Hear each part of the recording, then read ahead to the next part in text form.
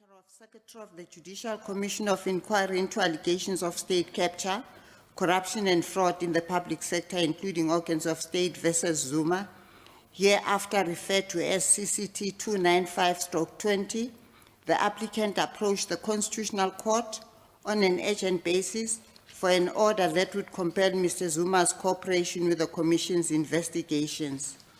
On 28 January 2021, the Constitutional Court handed down judgment ordering Mr. Zuma to attend the Commission and give evidence before it. The judgment and order were served on Mr. Zuma, who responded by releasing a public statement in which he alleged that the Commission and the Constitutional Court were politicizing the law to his detriment. From 15 to 19 February 2021, Mr. Zuma did not attend the Commission as ordered. Accordingly, the chairperson of the Commission announced that it would launch contempt of court proceedings. On the same day, Mr. Zuma published another statement in which he leveled serious criticisms against the judiciary and confirmed that he would neither obey the Constitutional Court's order nor cooperate with the Commission in any respect. The applicant proceeded to approach the Constitutional Court for direct access on an urgent basis, submitting that a court that grants an order retains jurisdiction to ensure its compliance. The applicant submitted that considering Mr. Zuma's former and current political position in South Africa, his conduct constituted a particularly reprehensible affront on the integrity of the rule of law and the Constitution. Accordingly, that it was apposite for the Constitutional Court, as the guardian of the Constitution, to respond to Mr. Zuma's efforts to undermine the judicial process. On urgency, the applicant submitted that the matter warranted swift intervention on the basis that Mr. Zuma's conduct poses a grave threat to the administration of justice and the rule of law. Mr. Zuma is an influential political figure who wields significant power to inspire others to defy courts. The public and forceful nature of Mr. Zuma's defiance compounds the risk posed to the rule of law, and Mr. Zuma's contempt persists unabated. It was the applicant's case that Mr. Zuma is guilty of the crime of contempt of court. It submitted that there can be no doubt that Mr. Zuma had knowledge of the order in CCT 295/20. His non-compliance with the court order was undeniable because he failed to attend and give evidence before the Commission, and he failed to present any evidence to avoid the conclusion that his non-compliance was willful and mala fide. The applicant further submitted that in ostensibly defending his contempt, Mr. Zuma conducted a politically motivated smear campaign of the Constitutional Court, the Commission, and the judiciary. According to the applicant, his tactics, coupled with his unique position, should count as aggravating factors in the determination of an appropriate sanction. Ultimately, the applicant sought a punitive sanction in the form of an unsuspended order of imprisonment for a period of 2 years on the basis that only a punitive order is appropriate, given that this is a unique and extreme case of contempt of court for which there is no meaningful precedent. Mr. Zuma did not oppose this application, nor did he file any submissions. The Helen Suzman Foundation applied to be admitted as amicus curiae. Its main submission was that an appropriate sanction must be capable of vindicating the dignity of the court, as well as compelling compliance with the impugned court order. It submitted that the appropriate sanction may be an order for Mr. Zuma's committal for a minimum compulsory period, coupled with either of the following: an order which would curtail further imprisonment where Mr. Zuma voluntarily testifies before the Commission, or an order directing the Sheriff of the High Court to escort him to the Commission to testify following a mandatory period of imprisonment. The Constitutional Court is satisfied that the Helen Suzman Foundation met the requirements to be admitted as amicus curiae. Its submissions are relevant and are of assistance, particularly to the question of sanction. It is therefore admitted. In this matter, 2 judgments have been penned. The majority penned by myself, with Matlanga J, Majid J, Mhlantla J, Pile AJ, Tlaletsi AJ, and Shikl J concurring, and a dissent penned by Theron J, with Jafta J concurring. I shall begin with the findings of the majority of the Constitutional Court. Let me begin by saying this. It is the lofty and lonely work of the judiciary, impervious to public commentary and political rhetoric, to uphold, protect, and apply the Constitution and the law at any and all cost. The corollary duty borne by all members of South African society, lawyers, lay people, and politicians alike, is to respect and abide by the law and court orders issued in terms of it, because unlike other arms of the state, courts rely solely on the trust and confidence of the people to carry out their constitutionally mandated function. The matter before us has arisen because these important duties have been called into question, and the strength of the judiciary is being tested. I penned and now hand down this judgment in response to the precarious position in which the Constitutional Court finds itself on account of a series of direct assaults as well as calculated and insidious efforts launched by Mr. Zuma to corrode its legitimacy. After all, it is the Constitution alone that we owe our allegiance. Accordingly, we are here because we have no choice but to respond as firmly as circumstances warrant when we find our ability to uphold it besieged. This matter engages the Constitutional Court's jurisdiction. These being contempt proceedings, the Court's power to protect its own processes in terms of Section 173 of the Constitution is implicated. Furthermore, when the constitutional safeguards of the judiciary are undermined so egregiously, as in this case, Section 173 empowers the Court to respond swiftly and effectively in its own interest and in the interest of justice. This matter also concerns the protection of the authority of the judiciary to carry out its constitutional functions vested in it by Section 165 of the Constitution, which functions are threatened by acts of contempt of court. Thus, the issues at the heart of this matter are irrefutably constitutional issues.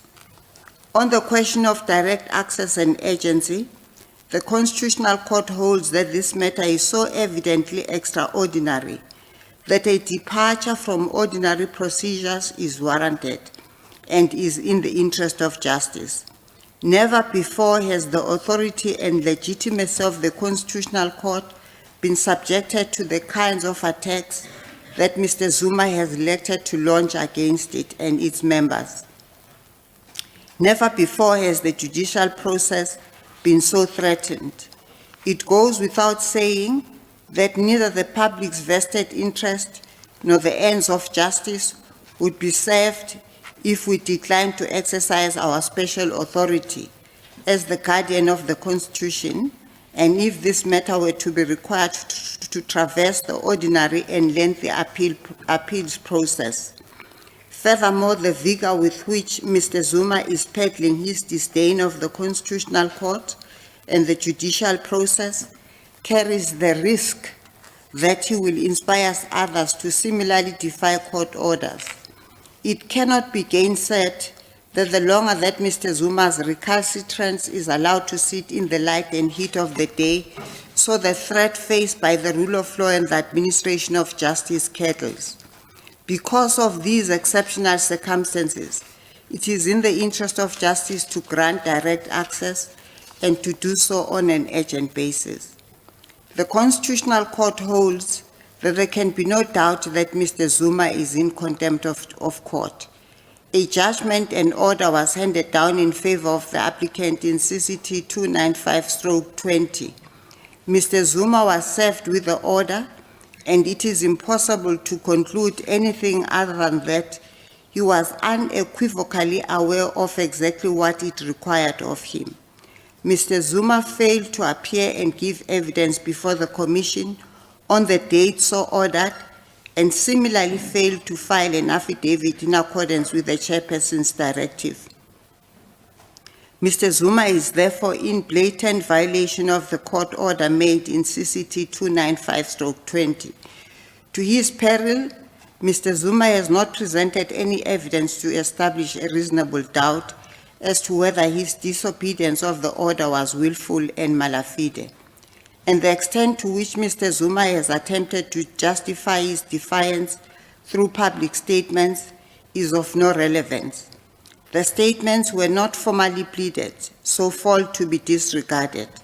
The Constitutional Court can do nothing but conclude that Mr. Zuma is guilty of the crime of contempt of court. The majority emphasizes that it cannot be gainsaid that orders of court bind all to whom they apply. This, in addition to typifying common sense, the Constitution itself enjoins in terms of Section 165, subsection 5. This is because the constitutional right of access to courts would be rendered meaningless unless orders are capable of being enforced by those in whose favor they are made. It is also noteworthy that contempt of court is not an issue between the parties, but is an issue between the court and the contemptuous party. Thus, although the harm caused through contempt of court to successful litigants like the applicant is by no means unimportant, the overall damage caused to society by conduct that poses the risk of rendering the judiciary ineffective and eventually powerless is at the very heart of why our law forbids this conduct. Suffice it to say that the mischief the Constitutional Court has been called upon to address is not that Mr. Zuma failed to comply with the summons and directive issued by the Commission, but rather that he failed to comply with the order of the Constitutional Court. Following from the finding that Mr. Zuma is in contempt of court, the crisp question with which the Constitutional Court is seized is the appropriate sanction. A sanction for contempt of court can take the form of suspended committal, otherwise known as a coercive sanction, or unsuspended committal, which is a punitive sanction. The purposes of each differ, made primarily to ensure the effectiveness of the original order. A coercive sanction gives the respondent the opportunity to avoid imprisonment by desisting from the offensive conduct and complying with the original order. A coercive order only incidentally vindicates the authority of the court that has been disobeyed. Conversely, in terms of a punitive order, a sentence of imprisonment cannot be avoided by any attempt to comply with the original order. The sentence is related both to the seriousness of the default and the contumacy of the respondent, and the order is influenced by the need to set an example and assert the authority of the court. Bearing this in mind, the majority holds that a coercive order which uses the threat of imprisonment to compliance would be both futile and inappropriate in these circumstances. Of course, society holds an interest in Mr. Zuma testifying before the Commission, given that it was under his presidency that the alleged corruption and malfeasance under the investigation by the Commission took place.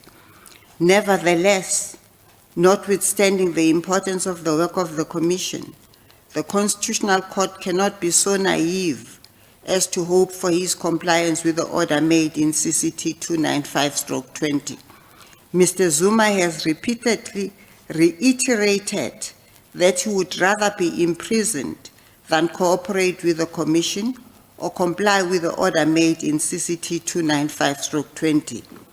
Accordingly, it defies logic to believe that a suspended sentence, which affords Mr. Zuma one final opportunity to submit to the authority of the Commission, would have any effect other than to prolong his defiance and to signal dangerously that impunity is to be enjoyed by those who defy court orders. An additional deficiency with a coercive order is that the punitive effect of it would only operate upon future non-compliance. In other words, it wields no punitive power in respect of Mr. Zuma's contemptuous conduct, already so worthy of rebuke. The majority finds that it is impossible to see how a coercive order could achieve any of the purposes of contempt proceedings. Neither the honor of the Constitutional Court nor the public interest in Mr. Zuma testifying before the Commission would be vindicated through a coercive order. In fact, the public has an equally important, if not more acute, interest in a functioning judiciary than in Mr. Zuma testifying before the Commission. Accordingly, the emphasis must be on ensuring that this society is one in which deference is shown to the rule of law, rather than in attempting to compel this most recalcitrant of individuals. If anything, a coercive order, likely only to be further defied, would plunge the integrity of the Constitutional Court into deeper waters. Anyone familiar with contempt jurisprudence knows that ordinarily proceedings result in coercive orders in terms of which compliance is suspended and calculated to compel compliance with the initial order. However, the case before us is so markedly distinct from any matter that has preceded it that it exceeds the expectation of legal precedent. This notwithstanding, an order of unsuspended committal certainly flows from legal precedent. To the extent that the minority judgment insinuates that the majority is creating precedent to punish Mr. Zuma alone, it is mistaken. The majority judgment does no more than apply the law cautiously to these new and unusual circumstances. Contemplating an order of unsuspended committal, the Constitutional Court was alive to the need to consider and indeed safeguard Mr. Zuma's constitutional right to freedom. Accordingly, directions were issued on 9 April 2021, in which Mr. Zuma was invited to file an affidavit on an appropriate sanction and sentence in the event he were found to be in contempt of court. The reason behind this was that the Constitutional Court was acutely aware that contempt proceedings are hybrid in nature because, although brought by civil process, they have a criminal component. After conviction in a conventional criminal trial, it is a violation of an accused person's right to a fair trial under Section 35 of the Constitution to impose a sentence without affording her or him an opportunity to say something in mitigation of sentence. However, this is not a conventional criminal trial, and the jurisprudence of the Supreme Court of Appeal and the Constitutional Court emphatically holds that a contemner in civil proceedings is not an accused person as contemplated by Section 35. Thus, unlike the minority, the majority judgment emphasizes that an accused person's rights, Section 35 rights, do not easily find application in civil contempt proceedings, and Mr. Zuma accordingly does not enjoy any of all of these rights. That being said, an accused contemner remains entitled to his or her rights in terms of Section 12 of the Constitution, which inter alia requires that no one be deprived of physical freedom unless a fair procedure has been followed. Therefore, although a contemner is not an accused person, the fair procedure required by Section 12 may, depending on the circumstances, necessitate a process akin to that afforded by Section 35. This is because taking away the liberty of an individual is a drastic step. By issuing the directions, the Constitutional Court afforded Mr. Zuma this unexceptional, commonplace entitlement to fair process dictated by Section 12 of the Constitution in a manner comparable to the Section 35 fair trial right. For pragmatic reasons, the main difference between the procedure followed in this matter and that which is ordinarily followed in a criminal trial is that, since contempt proceedings deal with guilt and sentence in one process, the invitation was sent out before a decision was reached on the question of guilt. In response to the directions, and instead of filing an affidavit as he was directed to do, Mr. Zuma addressed a 21-page letter to the Chief Justice. Unfortunately, but not entirely unexpectedly, Mr. Zuma once again squandered an opportunity to respect this country's legal processes, which guarantee all citizens fairness and equality before the law. Instead of furnishing the court with mitigating factors, he again aired his views through inflammatory statements intended to undermine the authority of the Constitutional Court and to portray himself as a victim. All of this, besides being scandalous, is totally irrelevant to the question of sanction upon which he was directed to make submissions. Of concern is that Mr. Zuma, along with his attorneys, has repeatedly attempted to justify his contempt by stating that by hearing this application while the outcome of his High Court application for the review of the decision by the chairperson of the commission not to recuse himself was outstanding, the Constitutional Court acted unconstitutionally. Of course, this is totally misconceived and calculated to confuse the public. If Mr. Zuma did not want to participate in the commission hearings whilst his review application was pending, he could have sought an interim stay of proceedings. Absent this interim relief, nothing could have precluded the Constitutional Court from entertaining the matter. The Constitutional Court went to great lengths to safeguard Mr. Zuma's rights. Consequently, there is simply no sound, no logical basis on which Mr. Zuma can claim to have been treated unfairly or victimized. His attempts to evoke public sympathy through unfounded allegations fly in the face of reason and are an insult to the constitutional dispensation for which so many women and men fought and lost their lives.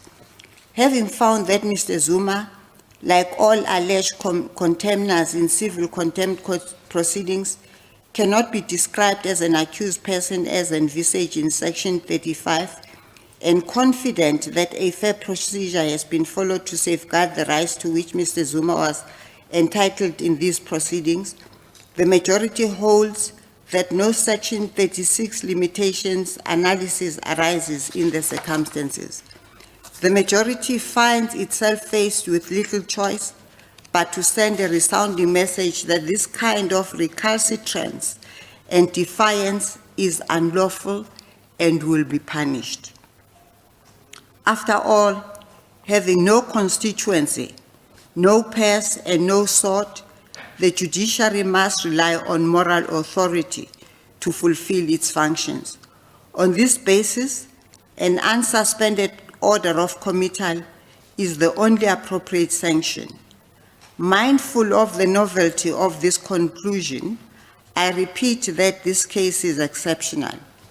It is exceptional, not in the sense that Mr. Zuma is being treated exceptionally, but because there are certain exceptional features of this factual matrix that justify the imposition of an exceptional sanctions.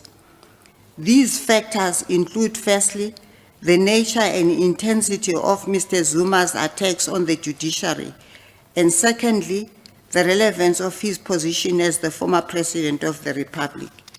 It goes without saying that the importance of public confidence in the judiciary cannot be overstated. This is not to say that the judiciary is a unique branch of state that must be sheltered from the public and its criticisms. The Constitutional Court has itself accepted the benefit of robust and informed public debate about judicial affairs, and the judiciary is in no way exempt from the accountability it owes to the society that it serves. However, this does not mean that scurrilous and unfounded attacks on the judiciary and its members can be met with impunity. Protecting cause from slanderous public statements has little to do with protecting the feelings and reputation of judges, and everything to do with preserving their ability and power to perform their constitutional duties. His statements disclose no cogent, genuine, or factually supported critiques of the Constitutional Court or any of the other institutions and individuals whose integrity he so casually denounces. His statements do not fall into the category of criticisms accepted as tolerable in our constitutional dispensation. Not only are his statements intolerable, but the majority considers itself enjoined to take them into account when considering what sanction would be appropriate. This is because contempt is not the act of non-compliance with a court order alone, but encompasses the nature of that contempt, the extent of it, and the surrounding circumstances. Thus, it would be with naivety and a great deal of dissonance to view the material act of non-compliance with the order in CCT 295/20 in isolation of Mr. Zuma's outlandish statements, which are themselves part and parcel of his contemptuous conduct, because they are the calico that cloth it. The majority judgment finds that it must take cognizance of the unique and scandalous features of this particular contempt. To do so is not to conflate this instance of civil contempt with the crime of scandalizing the court, as the minority judgment implies. The majority is fervently of the view that if we were to ignore those aspects, we would be adjudicating the matter with one eye closed and declining to decide it without fear, as we are constitutionally mandated to do. The majority holds that the cause for concern does not stop there. Mr. Zuma is no ordinary litigant. He is the former President of the Republic of South Africa, who continues to wield significant political influence and in whom lies a great deal of power to incite others to similarly defy court orders. His actions and any consequences or lack thereof are being closely observed by the public. So if his conduct is met with impunity, he will do significant damage to the rule of law.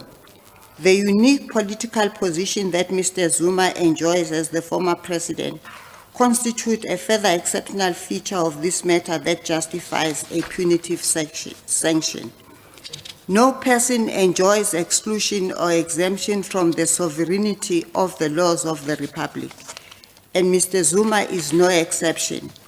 And indeed, it would be antithetical to the value of accountability if those who once held high office are not bound by the law.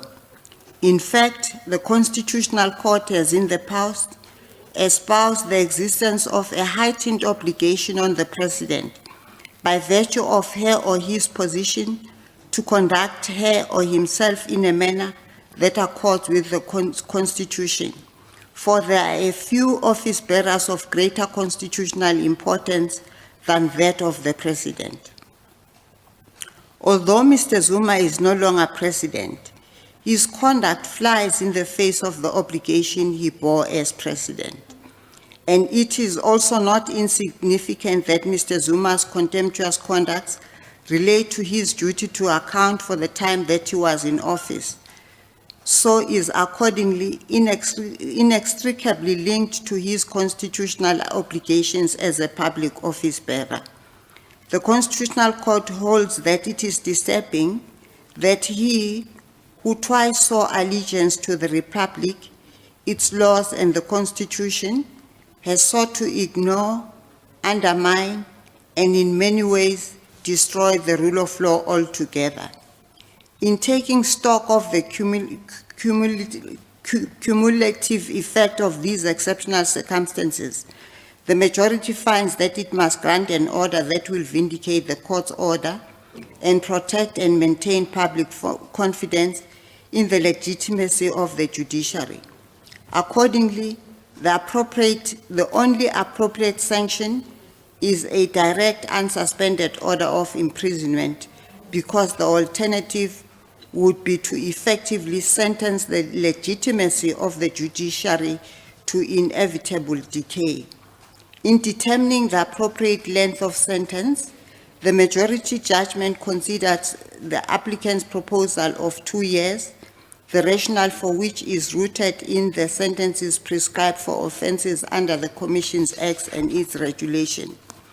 Unfortunately, this rationale is inappropriate because the crime for which punishment is being meted out is not a contravention of the Commissions Act, but rather a contravention of a court order, and in turn the crime of contempt of court.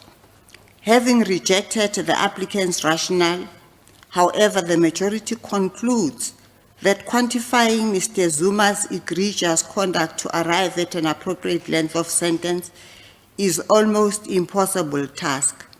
The question is, what length of punishment is capable of vindicating the authority of South Africa's apex court and the rule of law, while sending a message generally that orders made by a court must be obeyed, and to Mr. Zuma specifically, that his contempt and contumacy is rebukable in the strongest sense.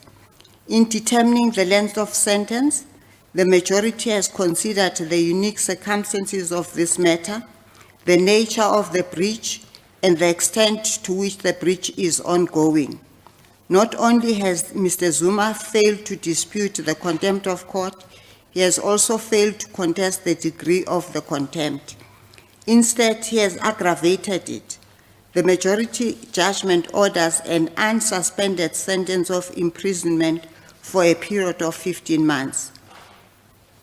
This, of course, cannot adequately capture the damage that Mr. Zuma has done to the dignity and integrity of the judicial system. And ultimately, he owes this sentence not only in respect of violating the Constitutional Court, but to the nation he once promised to lead and to the Constitution he once vowed to uphold. The applicant sought costs on a punitive scale. It is trite that punitive costs are exceptional and are reserved for instances where a litigant has conducted themselves in a clear and indubitably vexatious and reprehensible manner deserving of extreme opprobrium. The applicant submitted that punitive costs are warranted because Mr. Zuma's conduct smacks of malice and his public accusations are utterly bereft of supporting facts. These submissions are persuasive. This case does not merely concern an apathetic respondent. It concerns a respondent who breached an order of the Constitutional Court, chose not to explain why, and elected instead to make provocative, unmeritorious, and vituperative statements that constituted a calculated effort to impugn the integrity of the judiciary. When Mr. Zuma's contempt is considered alongside his derisive statements and disdainful attitude, it is without question that punitive costs are warranted. In addition, the majority laments the rise in a casual and reckless attitude adopted by many litigants who see it fit to level unsubstantiated accusations against the judiciary. This cannot be tolerated or encouraged. It is simply not permissible for a disgruntled litigant to smash the reputation of the judiciary or its members without fear or consequence. This is not the status quo in our constitutional democracy and constitutes a pattern to be lambasted, especially when it is exhibited by an influential figure like Mr. Zuma. Mr. Zuma's conduct has undoubtedly set an example to the public. So let this court order follow suit. Let it be known that she or he who abandons all ethical standards in pursuit of a cause does so at their peril and must prepare to meet the award of punitive cost that naturally follows. The majority judgment concludes thus: the right and privilege of access to an effective judicial process is foundational to the stability of society. Indeed, courts are the pillars of a democracy and the keepers of its constitution. No person is above the law, and every person, whatever be her or his rank or condition, is subject to the ordinary realm of the law and amenable to the jurisdiction of its tribunals. An act of defiance in respect of a direct judicial order has the potential to precipitate a constitutional crisis. If with impunity, litigants are allowed to decide which orders they wish to obey and which they wish to ignore, then our Constitution is not worth the paper upon which it is written. I too cherish the ideal of a democratic and free society in which all persons are as equal in opportunity before the law as they are in accountability before it. So my duty as I hand down this judgment is clothed in the duty I owe to our Constitution and to the rule of law that undergirds it. I am left with no option but to commit Mr. Zuma to imprisonment with the hope that doing so sends an unequivocal message. In this, our constitutional dispensation, the rule of law and the administration of justice prevails. The minority judgment, penned by Theron J. and concurred in by Jafta J., agrees that Mr. Zuma is in contempt of the order made in CCT 295/20, but concludes that it would be unconstitutional to grant an order of unsuspended committal in the context of motion proceedings if the committal is not aimed at coercing compliance with a court order. The minority's judgment agrees wholeheartedly that this court must defend its orders and authority, but stresses that it can only do so within the bounds of the Constitution. It warns that while satisfying an undesirable desire to address Mr. Zuma's scandalous disrespect for this court, an order of unsuspended committal would trample over the constitutional rights of alleged contemners, including Mr. Zuma. After surveying our jurisprudence on civil contempt, the minority judgment concludes the following.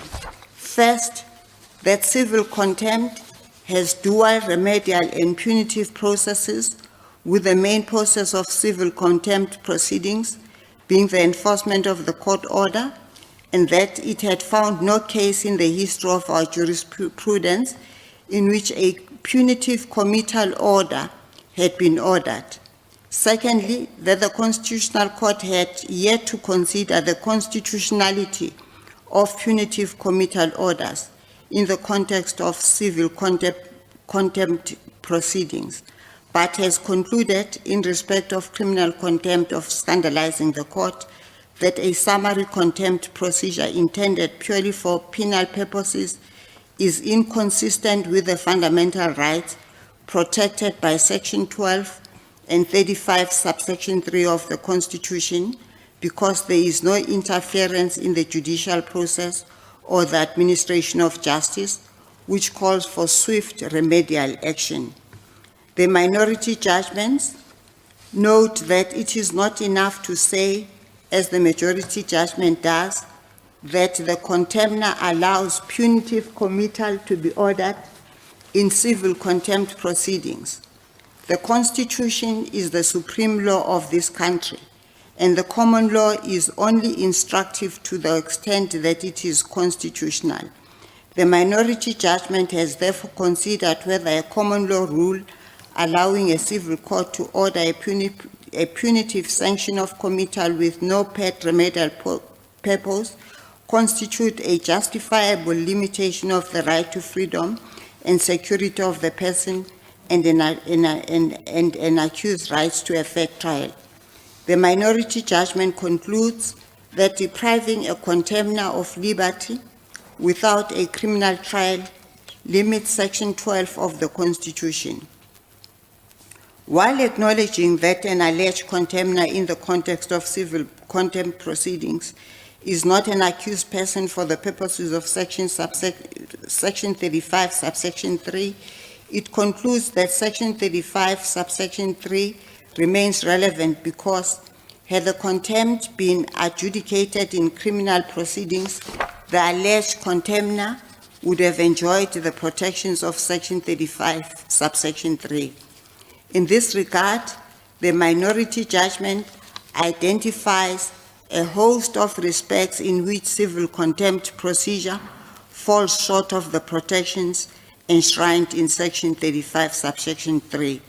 First, although civil contempt proceedings are a hybrid of civil and criminal elements and therefore must be conducted in a manner which is grounded in Section 12 and Section 35(3) of the Constitution, the adaptation of motion proceedings to reflect the hybrid status depends on a judicial officer's assessment of what seems fair in the circumstances. By contrast, the procedural rights in Section 35, subsection 3 are peremptory. Secondly, civil contempt proceedings, especially when brought on an urgent basis, as in this case, limit the right to have adequate time to prepare a defense as enshrined in Section 35, subsection 3b. Thirdly, the consequence of granting direct access in this matter is that the majority judgment's committal order is unappealable, which limits Section 35(3)(0) of the Constitution. Fourthly, the motion procedure limits the alleged contemner's fundamental right to remain silent and to be presumed innocent to the extent that it requires the alleged contemner to present a defense before the initiating party has made out a prima facie case against her or him.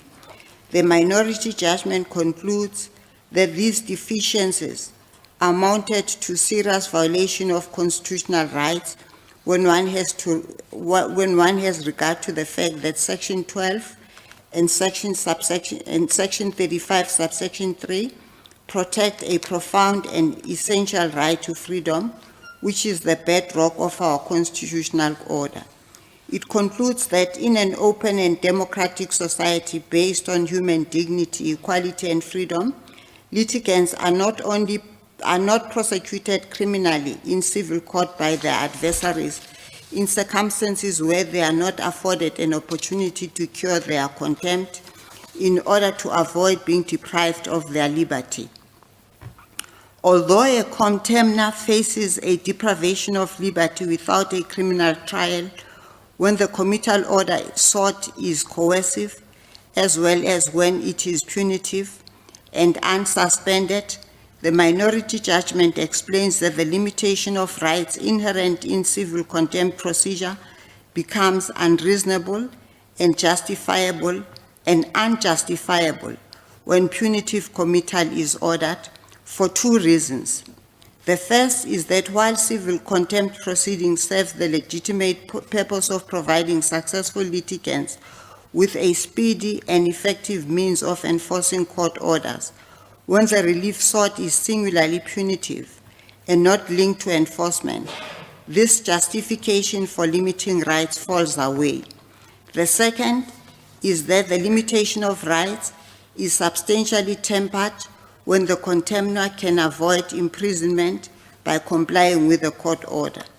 The minority judgment holds further that granting punitive cost orders against contemnors also serve the important constitutional purpose of defending judicial authority and upholding the rule of law. But it notes that the rule of law is undermined when judicial authority is protected at all costs. It warns that in this case, when determining the weight that should be accorded to the rule of law and enhancing functions served by the limitations identified above, one must assess the threat to the rule of law posed by Mr. Zuma's civil contempt and not his inflammatory statements. This is because, as the Commission and the Helen Suzman Foundation accept, Mr. Zuma's remarks arguably amount to the crime of scandalizing the court, which is a separate species of contempt. Neither the Commission nor the Helen Suzman Foundation has asked this court to punish Mr. Zuma for this separate contempt, and it is inappropriate to bolster the justification for granting the relief in motion proceedings involving civil contempt by pointing to the threat posed to the Commission of a separate offense altogether. In any event, the minority judgment emphasizes that constitutionality is determined objectively, and it would be a mistake to fixate on Mr. Zuma's conduct in particular. For these reasons, the minority judgment concluded that it is unconstitutional to grant a punitive committal order with no paid remedial relief in the context of civil contempt proceedings. The minority judgment laments the invidious position the Constitutional Court has been placed in by the Commission. Although the Commission sought Mr. Zuma's attendance in 2018 already, it only drew the Constitutional Court into the arena by launching an urgent application in late December 2020. Instead of pressing criminal charges against Mr. Zuma for contempt of court of the Commissions Act, which it had previously threatened to do, it compelled the Constitutional Court to solve a problem born of the Commission's overly different approach to Mr. Zuma. Though the substratum of its dispute with Mr. Zuma was non-compliance with the Commissions Act, the Commission has effectively sought to transform that dispute into one between Mr. Zuma and the Constitutional Court. The minority judgments mentioned all of this to demonstrate that the choice between holding Mr. Zuma accountable and protecting his constitutional rights is a false choice.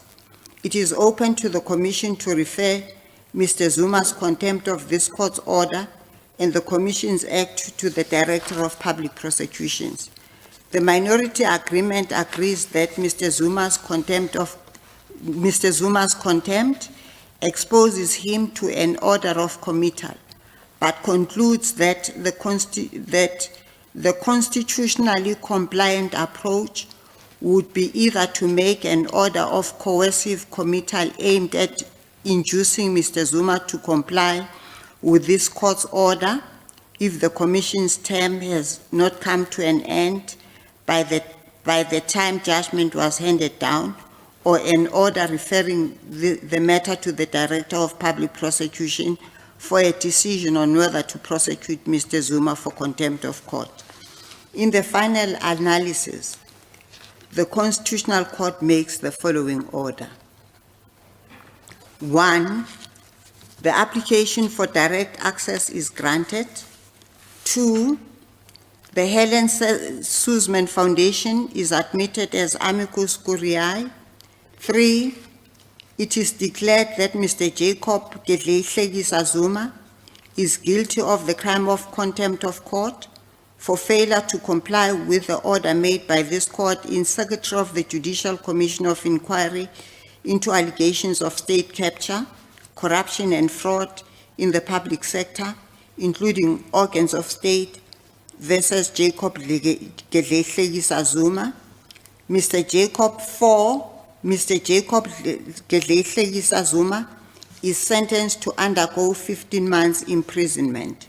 5, Mr. Jacob Gedleyihlekisa Zuma is ordered to submit himself to the South African Police at Nkandla Police Station or Johannesburg Central Police Station within 5 calendar days from the date of this order for the station commander or other officer in charge of that police station to ensure that he is immediately delivered to a correctional center to commence serving the sentence imposed in paragraph 4. 6, in the event that Mr. Jacob Gedleyihlekisa Zuma does not submit himself to the South African Police Service as required by paragraph 5, the Minister of Police and the National Commissioner of the South African Police Service must, within 3 calendar days of the expiry of the period stipulated in paragraph 5, take all steps that are necessary and permissible in law to ensure that Mr. Jacob Gedleyihlekisa Zuma is delivered to a correctional center in order to commence serving the sentence imposed in paragraph 4. Mr. Jacob Gedleyihlekisa Zuma is ordered to pay the cost of the Secretary of the Judicial Commission of Inquiry into allegations of state capture, corruption and fraud in the public sector, including organs of state, including the cost of 2 counsel on an attorney and client scale. I hand down the judgment. As the court pleases.